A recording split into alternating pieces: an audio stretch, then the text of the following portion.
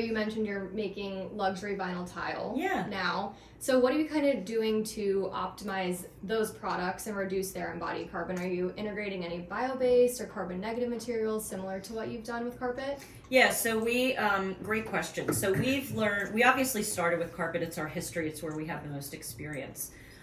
We make our carpet and our Nora rubber flooring. Our other products we source. So that adds a different level of complexity because you don't have the control, right? So that is where we are working with suppliers.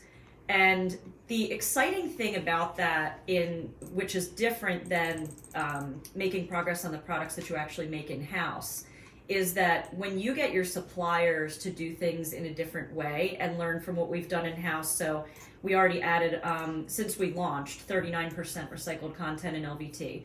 We had to work with our supplier to be able to do that. But they're not just going to be creating a special product for us. That means that you're going to transform a supply chain that can then go to other manufacturers as well. So, we did that with networks, with the nylon, and being able to have Aquafil provide that fiber to other competitors even in the industry.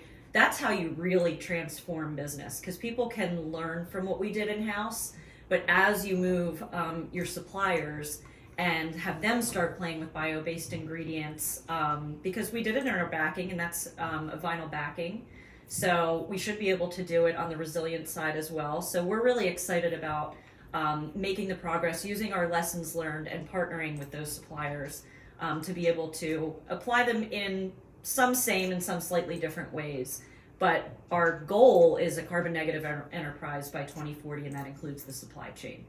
So it's not just about carpet as much as that's what's most fluent for me forever. It's about all these different materials too.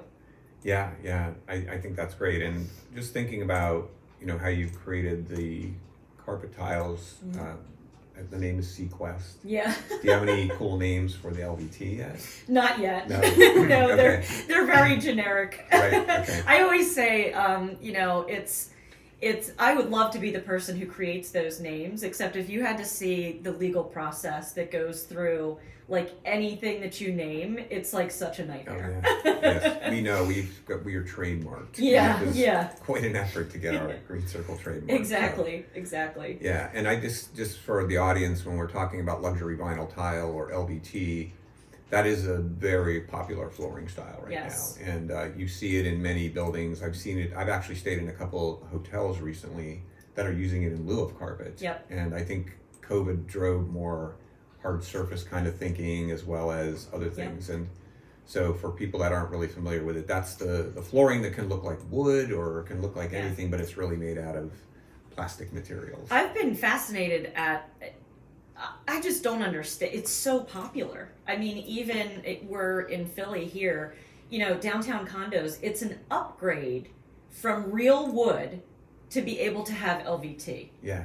And it's just like, the popularity is just insane because of its cleanability and things like that. So I get it, but it's all the more reason that supply chain needs to be addressed and innovated and et cetera. Absolutely. So.